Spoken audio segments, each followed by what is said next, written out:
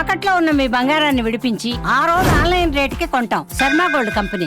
ఓం శ్రీ మహాగణాధిపతయే నమో నమః. ప్రధానంగా ఈ యుగాది నుండి ఏ నక్షత్రం వారికి ఏ ప్రభావం ఏ రకంగా ఉండబోతుంది అనేటువంటి విషయంలో మొదటిది అశ్విని నక్షత్రంలో 1, 2, 3, 4 ఈ 4 పాదాలలో జన్మించిన పురుషులు ప్రతి విషయమునందు కూడా ఆచి తూచి వ్యవహరించటం చాలా అవసరం. ఎందువలనంటే చండాల యోగం అనేటువంటిది ఆపాదించటం వలన వారికి మంచి జరిగినా చెడు జరిగినా ఆశ్చర్యపోకర్లా.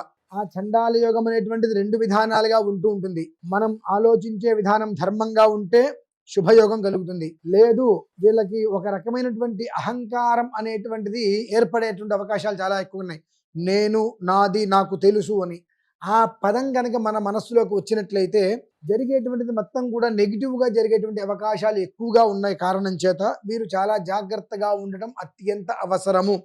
ఎందువల్లనంటే అశ్విని 1, 2, 3 ఈ 4 పాదాల వారు కూడా కేతు మహర్దశలో జన్మిస్తారు. జన్మించింది కేతు మహర్దశ అయినప్పటికీ కూడా ఇవాళ నడుస్తున్నటువంటి మహర్దశ ఏమిటి, అంతర్దశ అనేటువంటి విధానాలు ఉంటాయి.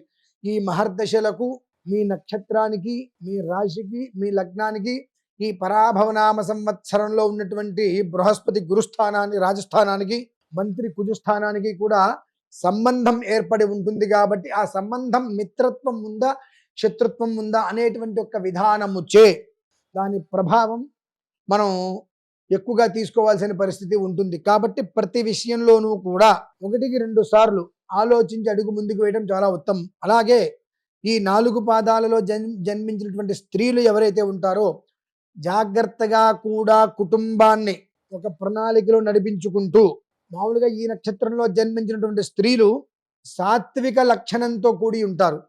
అంతటి సాత్విక లక్షణంతో కుటుంబాన్ని చాలా జాగ్రత్తగా తీసుకురావాలి అనుకునేటువంటి పరిస్థితులలో కూడా జన్మ కర్మ సమయ దివ్య ప్రభావముచే అంత ప్రశాంతతగా ఉండేటువంటి వ్యక్తికి కూడా విసుగు చికాకు ఎక్కువ వచ్చి కుటుంబంలో లేనిపోని కలహాలు రావడానికి అవకాశాలు ఎక్కువగా ఉన్న కారణం చేత ఈ యొక్క అశ్విని నక్షత్రంలో జన్మించినటువంటి 4 పాదాలలో స్త్రీలు పురుషులు ఇద్దరూ కూడా ఏమాత్రం అవకాశం ఉన్నా సాధ్యమైనంత వరకు దక్షిణామూర్తి స్వామి వారిని ఆరాధించటం వలన మనస్సు ప్రశాంతతతో ఉంటూ మెంటల్గా అప్సెట్ అవ్వకుండా ఉంటారు. అలానే ఒక్కసారి మీ జాతక విషయాన్ని కూడా పరిశీలించుకోవడం చాలా శ్రేయస్కరం.